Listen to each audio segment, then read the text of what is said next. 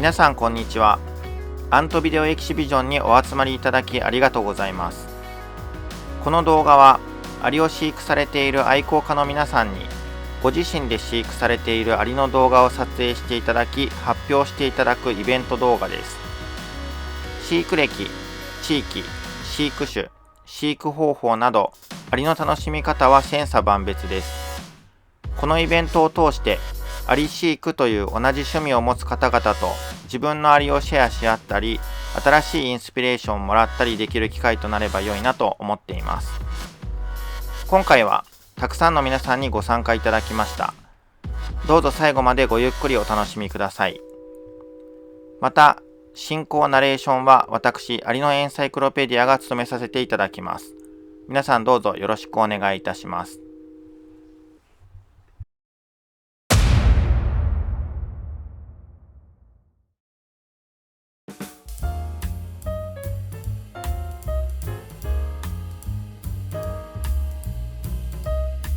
まずはシティアンツさんのアリを見せていただきます。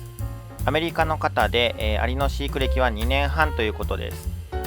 見せていただくのはノコギリハリアリの一種。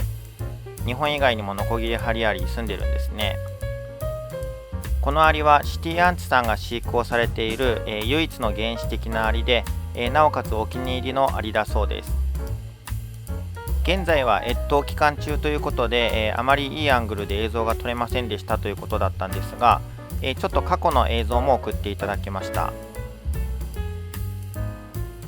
こちらですね、綺麗に観察できます。試験管で飼育されているようですね。で、黒い紙はおそらくこれをスライドさせて試験管を覆うような、遮光の役割をしている紙ではないかなと思います。動画に加えて、一つ写真も送っていただきました。こちらですね、試験管室の出入り口付近でおそらくシロアリを運び入れている場面かなと思います。やはり肉食性の強いアリということですかね。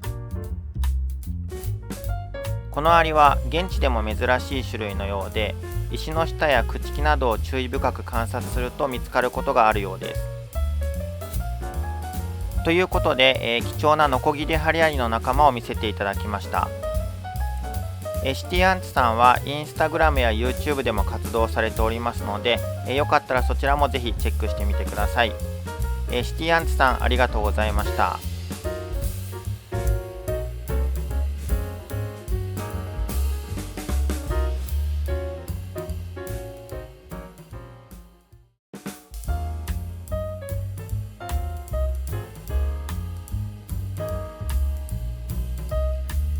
次にハンさんのアリを見させていただきます。アリ飼育歴は3年ということです。見せていただくのは、トビイロケアリのコロニー。こちらは、2年間飼育されているコロニーのようです。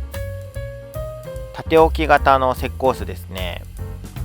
こういうアリの飼育巣はすごく観察がしやすいのと、あとは、アリ本来のアリの巣の形に近いので、なんかリアリティがありますよね。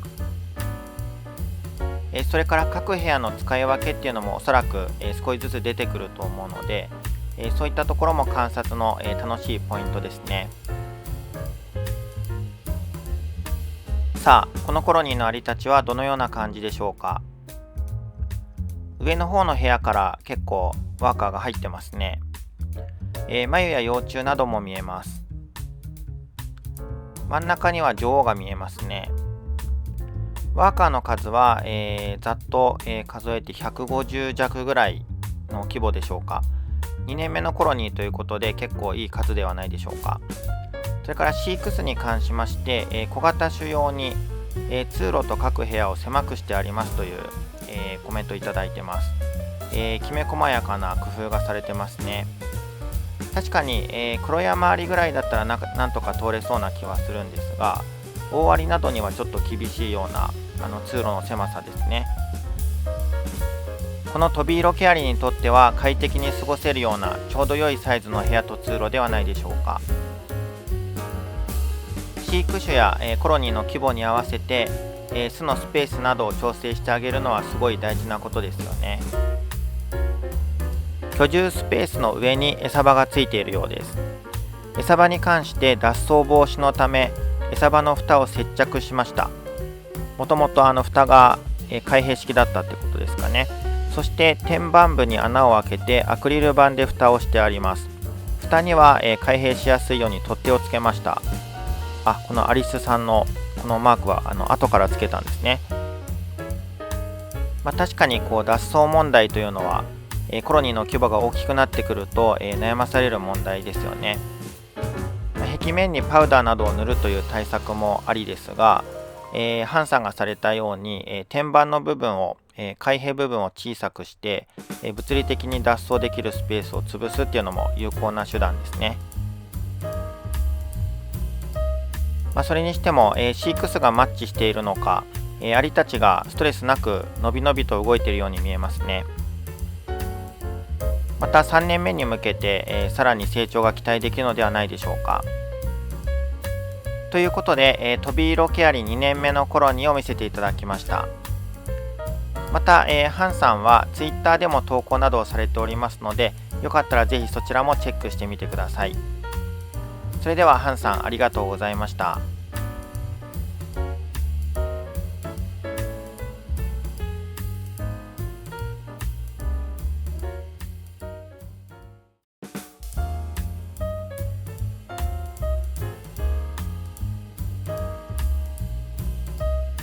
次にアンと水ドラさんのアリを見させていただきます。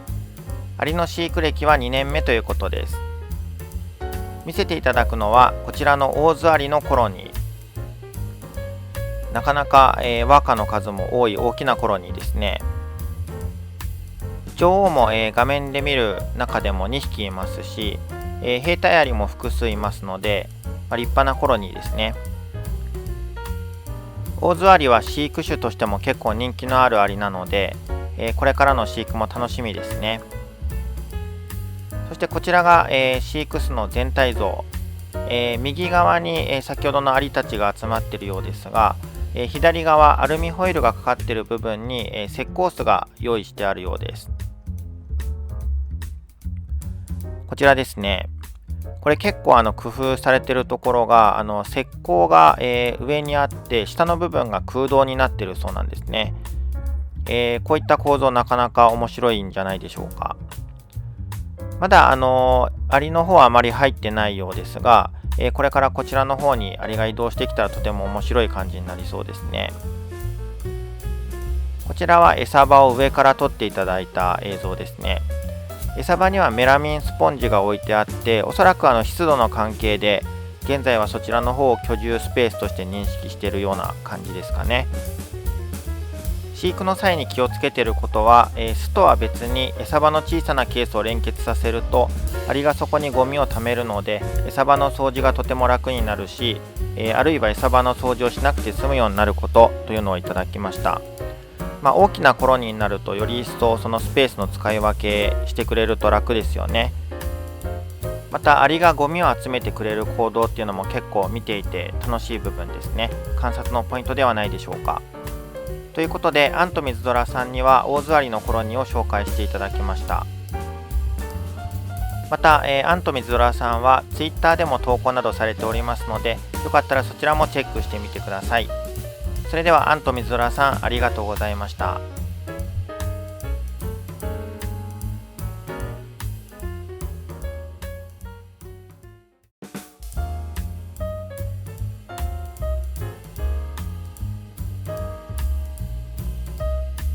次にジオンさんのアリを見せていただきます。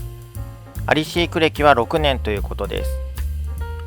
見せていただくのはこちらのブルドッグアリ。まずこのブルドッグアリは日本には生息していないアリ、海外種ということになりますね。何よりも特徴的なのは大きな牙、そして大きな目と毒針を持っています。毒針も結構強力なようなので、取り扱いには注意が必要ですが、反面かっこいいアリですね。このブルドッグアリについては、視力がいいアリなので巣には赤セルをかけ観察するときもこちらが激しく動いたりしないようにしています。狩りも見ていて面白いし私が一番好きなアリですということです。確かに例えば日本の黒山アリの仲間なんかも結構目はいいんですけれども、ブルドッグアリの目の大きさって別格なので、やっぱり光に対する対策ってやっぱり必要なんでしょうね。あとは狩りも迫力あるでしょうね。見てみたいですね。こちらが飼育数全体です。砂が敷かれたフィールドに、餌皿が置かれています。でこちらは、モンスターハンターに出てくるモンスターのオブジェだそうです。この辺も世界観が出てますね。でこちら、先ほど教えていただいた赤セルで、包まれた飼育室ですね。試験管室のような感じでしょうか。なかなかこの飼育環境というのも、日本のアリの感じとはちょっと違う感じで面白いですね。割と乾燥タイプの環境を好むんですかね。こちらが居住スペースです。中に幼虫も見えますね。それからやっぱり目が大きいですよね。これだけの目だったらやっぱり視力がいいので、赤いフィルムが必要ということなんでしょうね。はい、とてもかっこいいアリです。ということで、なかなか見る機会のない、ブルドッグアリの貴重な姿というのを見させていただきました。ジオンさんありがとうございました。またジオンさんは YouTube でも活動されておりますので、よかったらそちらもチェックしてみてください。それではジオンさんありがとうございました。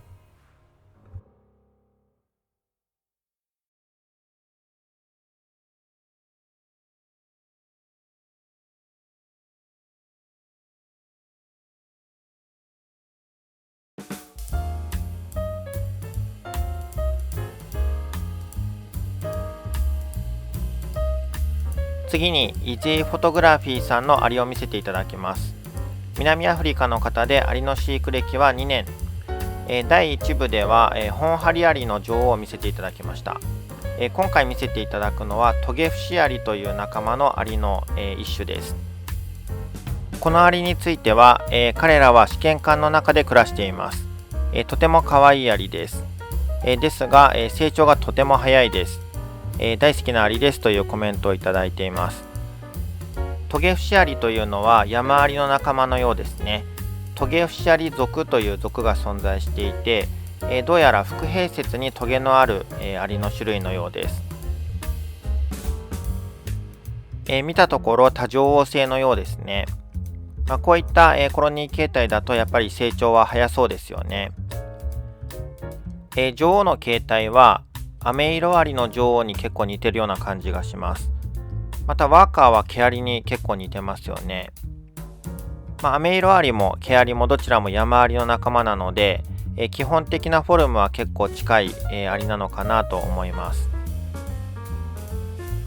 ということで、トゲフシアリ属という、珍しいアリのグループを見せていただきました。イジーフォトグラフィーさんは、インスタグラムでも活動されておりますので、そちらの方もよかったらチェックしてみてください。では、イジーフォトグラフィーさんありがとうございました。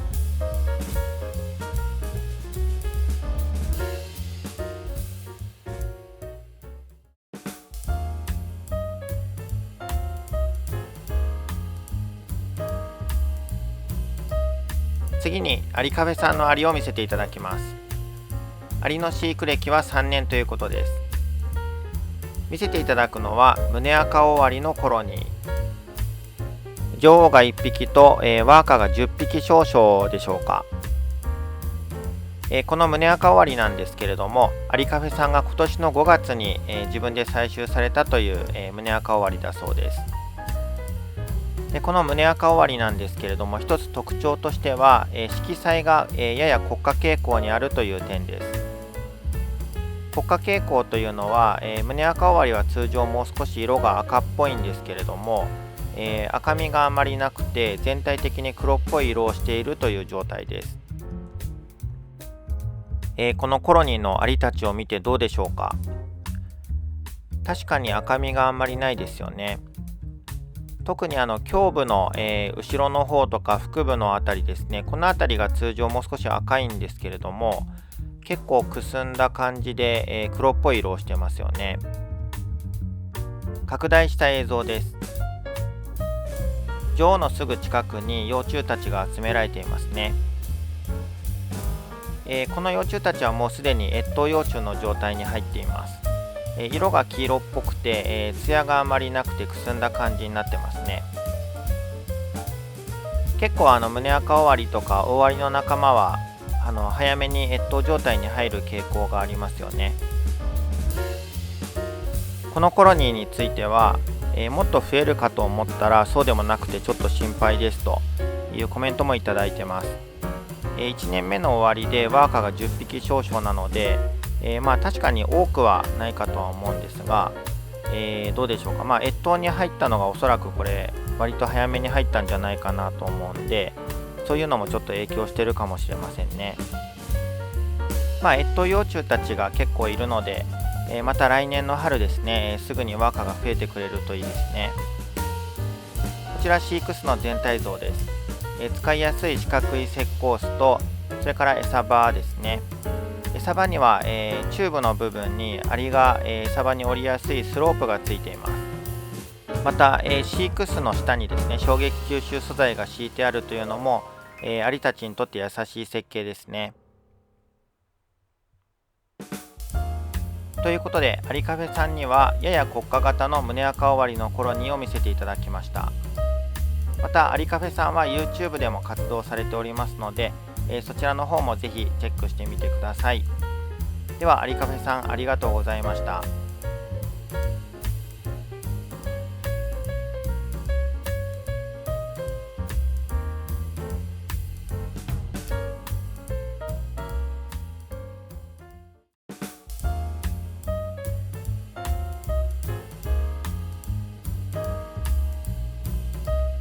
次にアリ部長さんのアリを見せていただきます。アリ飼育歴は4年ということです。見せていただくのは横綱アリのコロニー。大きなコロニーのようですね。飼育室は上下2段式で、下が、石膏室、上の段が大きな餌場になっているようです。結構たくさんのワーカーが出てきてますね。大きなのはレッドローチでしょうか。それからシロアリを運ぶ姿も見られますね。この横綱アリのコロニーについてですが、飼育の、際に気をつけていることとして、これでもかというほど餌をあげるようにしています。餌はレッドローチ、シロアリ、デュビア、ムカデ、ミルワーム、ゼリー、アリアリパウダーの8種類ですというふうにいただいています。かなり餌を食べるということですよね。コロニーの規模がかなり大きそうなので、これ規模は1000匹ぐらいいるんですかね。餌の消費量もかなりの、量になるのではないかと思います。ただ、その中で8種類の餌を準備して、与えられているということで、そのあたりも、飼育のこだわりを感じられますね。そして室内を見ると、マイナーワーカーがもちろん多いんですけれども、結構いろんなサイズのワーカーがいます。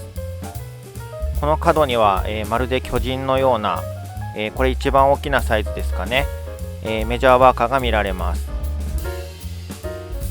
横綱アリは、最も大きいサイズから最も小さいサイズまで、連続的に大きさが変わっていく種類で、いろんな体格のワーカーがいますね。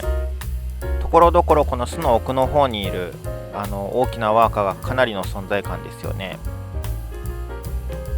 そして、こちら真ん中の方に女王がいました。女王もひときわ大きなアリです。さなぎの数もすごいですね。これだけいたら肉餌の需要も高そうです。真ん中の方に羽化したばかりのメジャーワーカーの、頭が見えますね。かなり大きいアリです。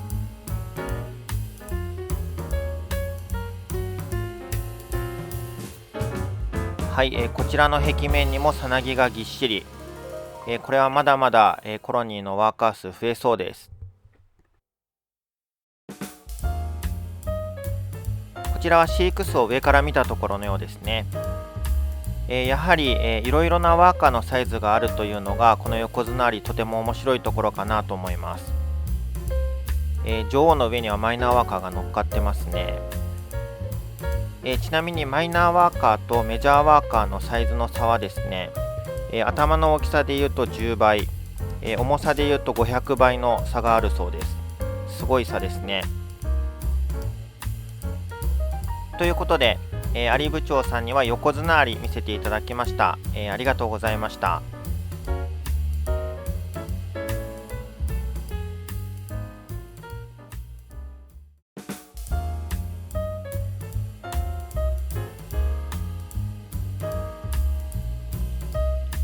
次にザレマさんのアリを見せていただきます。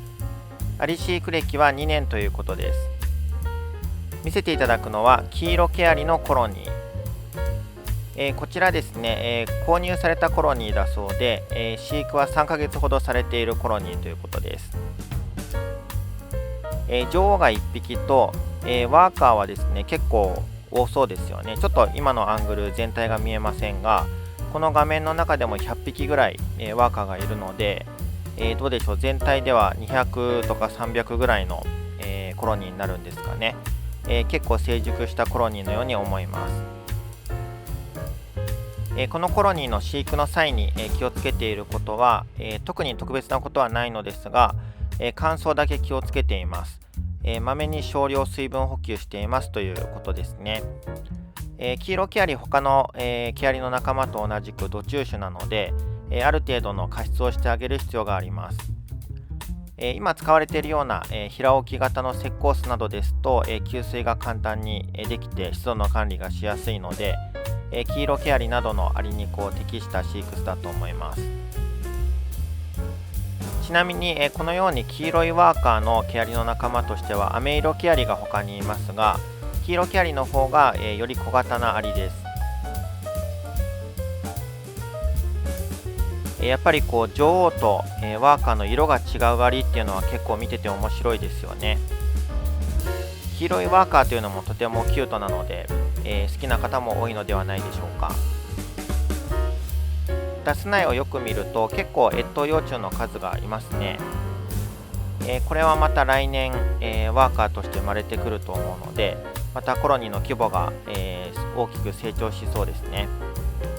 ということで、ザレマさんには黄色毛アリのコロニーを見せていただきました。また、ザレマさんはツイッターでも投稿などされておりますので、よかったらそちらもチェックしてみてください。それではザレマさん、ありがとうございました。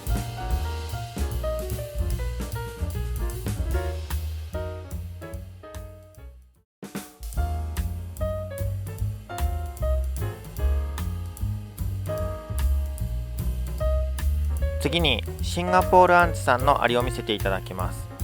アリの飼育歴は10ヶ月ということです。見せていただくのはギガスオオアリ、とても大きなアリですね。アジアに生息するアリで、世界最大ではないんですが、最大クラスの大きさを持ったアリではないでしょうか。ワーカーでも、2センチを超える大きさで、女王ですと3センチぐらいの大きさになるそうです。飼育巣もこれ結構面白いですよね。真ん中が気泡コンクリート、周囲の土のような部分がココピートという素材で作られているそうです。ココピートというのはココヤシ柄で作られた有機素材ということで、通気性や保水性に優れた素材だそうです。こういう飼育環境見たことないですよね。とても面白いです。でこのギガスオオアリについてなんですけれども、女王はよく卵を産むそうです。なので、卵や幼虫、さなぎが、よく生まれるそうなんですけれども、反面ですね、それらを食べてしまうのが結構好きなようで、その辺がちょっと難しいそうですね。ですがギガスオオアリを飼育することを決して諦めないでください。彼らは、アリ飼育の聖杯です。聖なる杯の聖杯ですということですね。とても素晴らしいアリなので、ぜひ飼育を諦めないでくださいというメッセージをいただいています。何でしょう、死ぬまでには一度見たいアリの一つですよね。ギガスオオアリという名前の響きの時点で、かなり、大きいアリの雰囲気を漂わせてますが、ワーカーのサイズが2センチを超えるので、例えるならば胸赤オオアリの女王みたいなアリが、それ以上にさらに大きな女王の周りを歩き回っていると、そう考えるととんでもない大きさですよね。今栄養交換してますが、この小さく見えるワーカーが胸赤終わりの女王と同じような大きさということですね。すごいですね。今回は、貴重な、アジアのアリ、ギガスオオアリを見せていただきました。またシンガポールアンツさんは、インスタグラムでも、活動されてますので、よかったらそちらもチェックしてみてください。では、シンガポールアンツさんありがとうございました。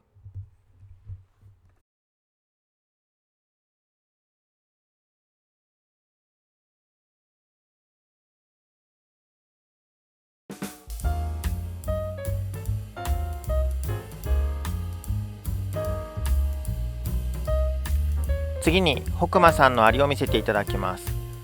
北間さんは第1部のトビイロケアリ、黄色尻上げアリに続いて3つ目の、アリ紹介ということになります。ありがとうございます。今回見せていただくのは黒長アリの初期コロニーです。こちらはですね、アリのエンサイクロペディアで7月に行いましたプレゼント企画、アリフェスで、当選された黒長アリの初期コロニーということです。このコロニーに関しては、プレゼント企画後の搬送中の高温か何かで、飼育室にカビが生えてしまったようです。数日でカビが目立つようになりましたということで、ロフト付きの石膏巣を自作し移動してみました。一時どうなることかと心配していましたが、無事少しずつワーカーも増えてきました。なぜか途中に羽アリが羽化しました。気づいたらいなくなっていましたということですね。プレゼント企画を夏場に行ったので、移動中のちょっとアクシデントでカビが生えてしまったということですね。ですが、この石膏巣を自作していただいて、難を逃れたということですね。よかったです。飼育室にはロフト付きのタイプ、湿度の逃げ場があるタイプの、飼育室ですね。これを自作していただいてます。ワーカーがもともと5匹だったんですが、現在は10匹に増えているようですね。こちらもちょっとずつですが回復してきてよかったなと思います。この黒長アリですけれども、種を主食にするアリということで、人気のアリではないかなと思います。飼育も、石膏巣で可能なので、比較的飼育もしやすいアリではないでしょうか。これオスアリの画像ですね。これなんでですかね。僕も経験あるんですけれども、あまりコロニーが成長してない段階でオスアリが生まれることがあります。何かのエラーみたいな感じでしょうか。ということで北間さんの黒長アリの初期コロニー、見せていただきました。北間さんありがとうございました。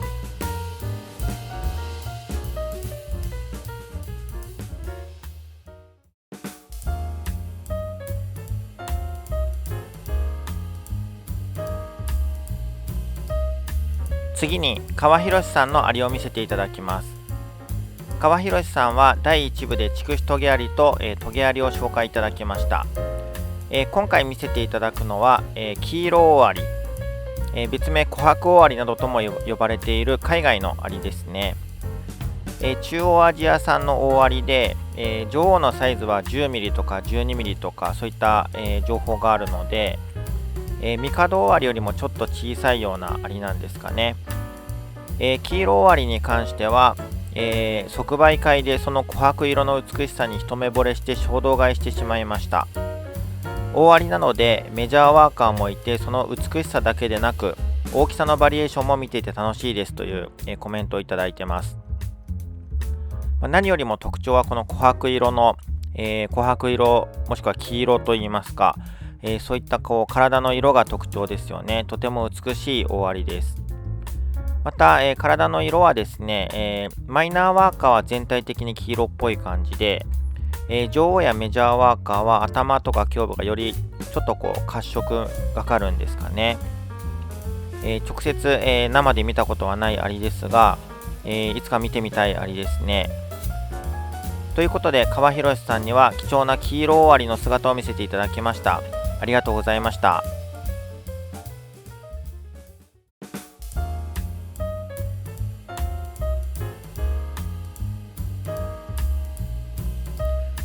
次にアンツベチャンネルさんのアリを見せていただきます。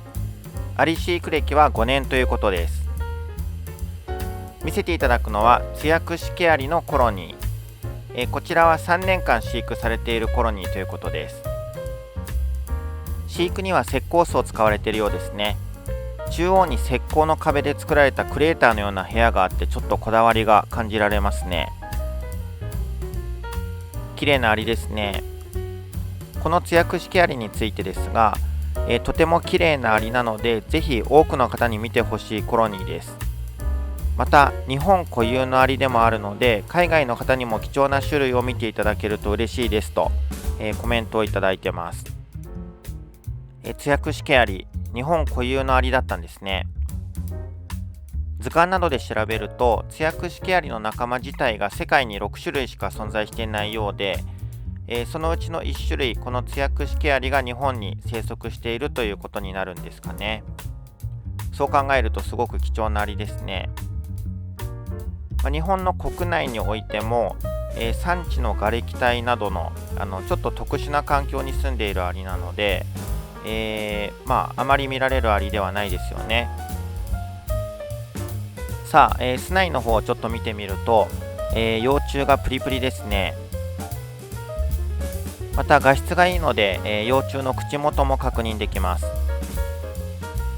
それから左上には、餌のデュビアか何かでしょうか。その、デュビアにですね、幼虫が直に、かじりついてます。直食いタイプの、食べ方をするアリなんですね。たくさん良い餌を食べて、幼虫たちが健康的に育っているようですね。部屋の中央に女王が見えます。女王はワーカーたちよりも黒っぽい体をしているようですね。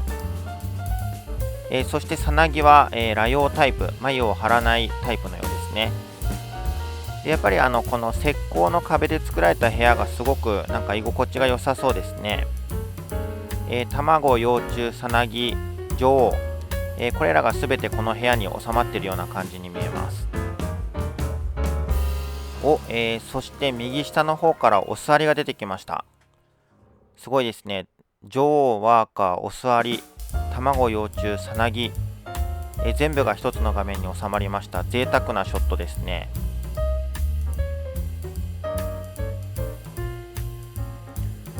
こちらが飼育巣の全体像です。飼育巣についてはいかに大量飼育できるかだけに焦点を当てた巣ですが、意外と観察もしやすくてお気に入りですということです。なんかこう秘密基地感がありますよね。右側に餌場があって、左側が石膏巣がいくつかつながった、居住スペースですね。なんかこう真似したくなるような飼育巣ですね。ということで、貴重なツヤクシケアリのコロニーを見せていただきました。アンツベさんは YouTube チャンネルとそれからブログを、展開されておりますので、よかったらそちらもチェックしてみてください。それではアンツベチャンネルさん、ありがとうございました。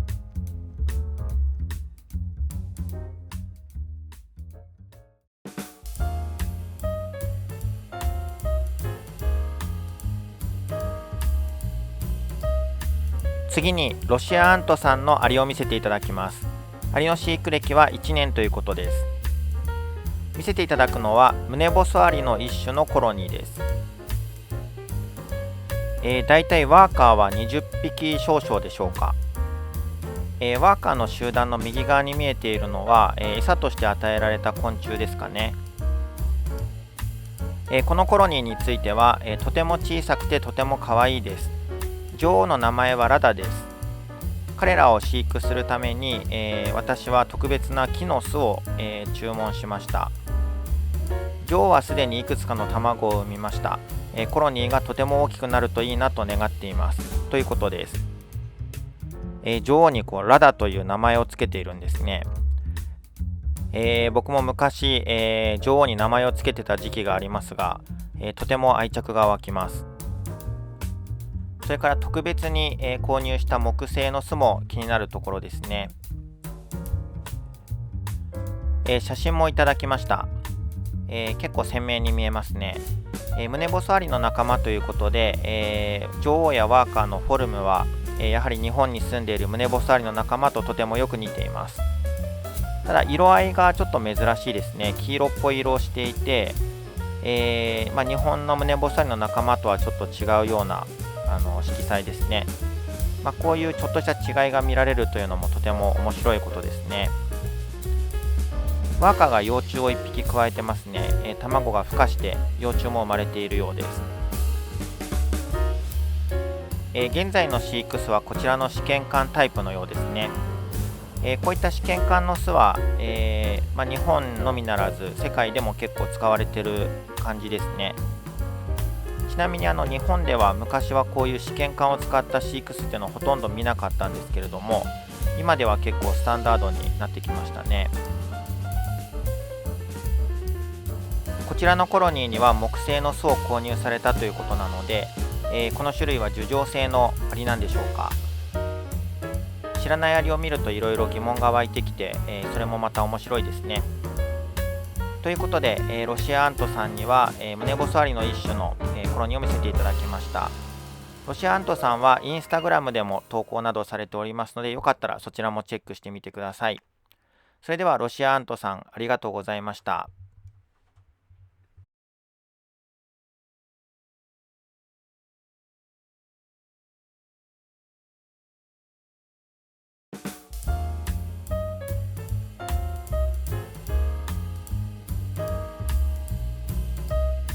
次にアントマイムさんのアリを見せていただきます。飼育歴は8ヶ月ということです。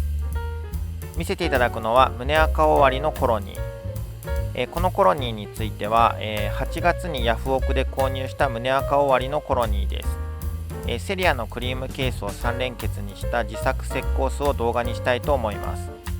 アリスさんのスロープ、石膏に給水する際に、滴下給水をしているところを共有できたらと思いますということですね。約3ヶ月間、飼育をされているコロニーということなんですけれども、飼育室に結構工夫がされていて、こだわりが感じられますね。また、餌場についている、アリスさんのスロープですね、それから、滴下給水する時の様子などはまた、別のアングルでも紹介させていただきたいと思います。こちらが、アリの様子ですね。女王が真ん中にいて、ワーカーは10匹弱ぐらいでしょうか。飼育3ヶ月ということなので、おそらく、第1世代のワーカーが羽化して、第2世代以降は越冬幼虫になったという感じですかね。幼虫がちょっと黄色っぽくてくすんでいるので、すでに越冬の状態に入っているものと思われます。女王とワーカーが栄養交換してますね。やっぱり胸赤オオアリは大きくていいですね。見やすいですね。また今年飼育を始められたということなので、おそらくこの大きな女王を見た時には最初はかなりびっくりされたんではないでしょうか。こちら餌場の様子ですね。黄色いのが餌皿で、右側の灰色の三角形のものがアリスさんのスロープですね。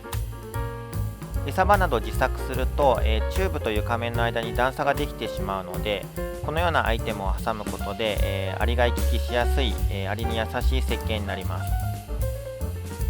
はい、そしてこちらは、滴下給水の様子ですね。給水用にちょっと長めのチューブを使われてるんですね。中には脱脂綿が詰めてあって、このように水を垂らして下に水が落ちると、脱脂綿が中に入っているので、水が一気にドバッと出るのを防ぐことができる感じですかね。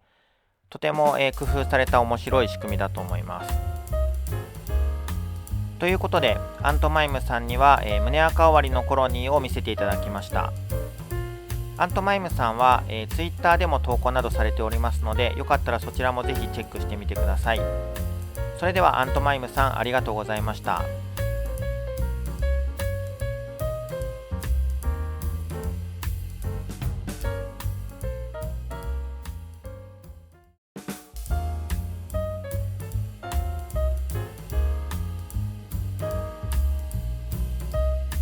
次にアンツプランさんのアリを見せていただきます。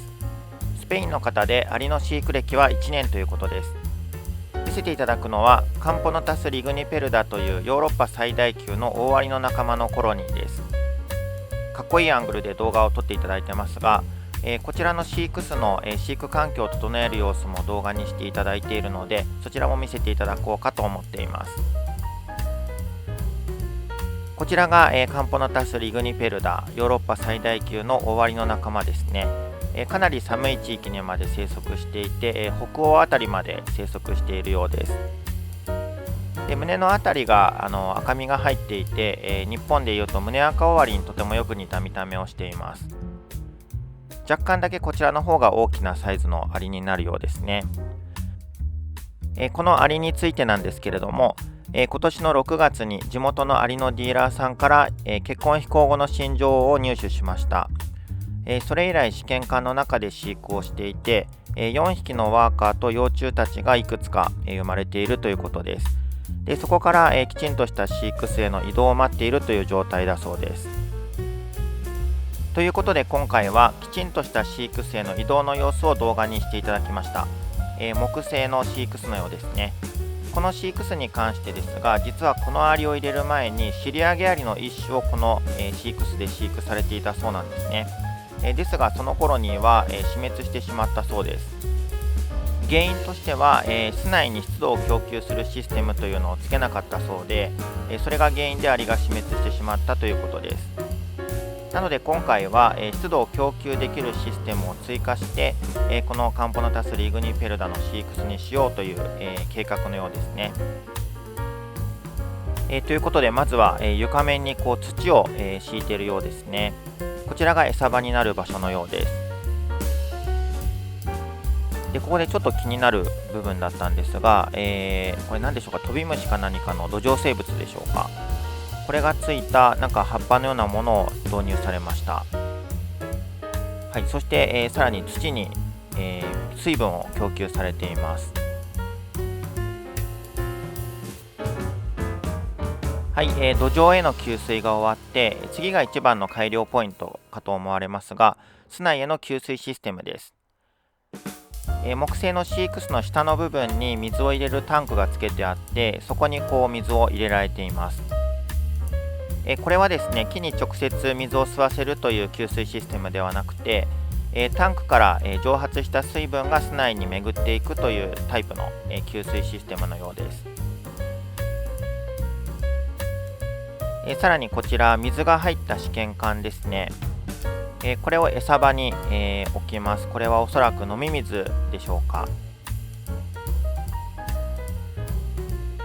さらにこちらは蜜餌でしょうかね。はい、飲み水と蜜餌が餌場に置かれました。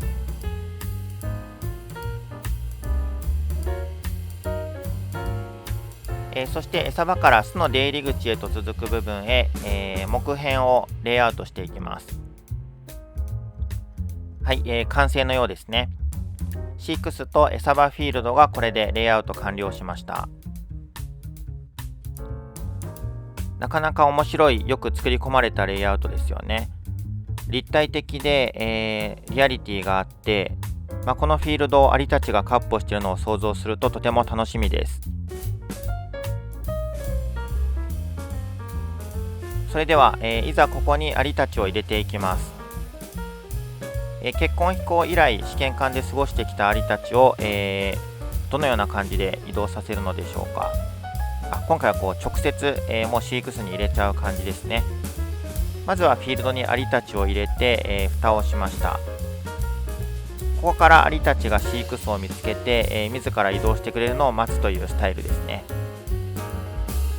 しばらく時間が経った後、飼育室はどうなったでしょうか。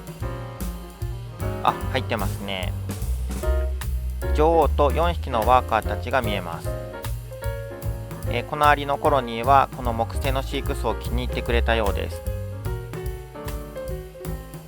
それにしても胸赤オワリに本当によく似てますよね。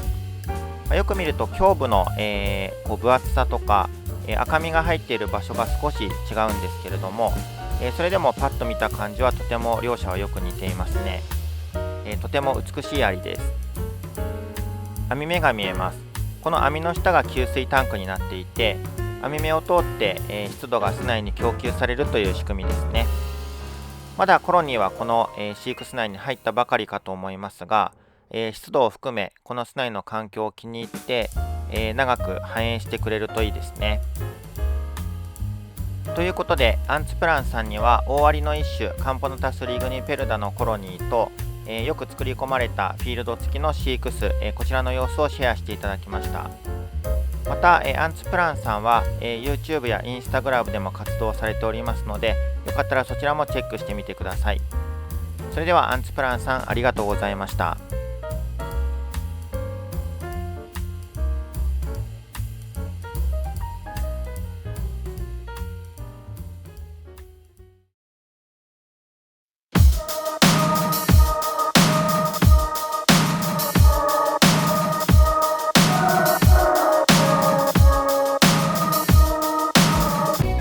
いかがだったでしょうか。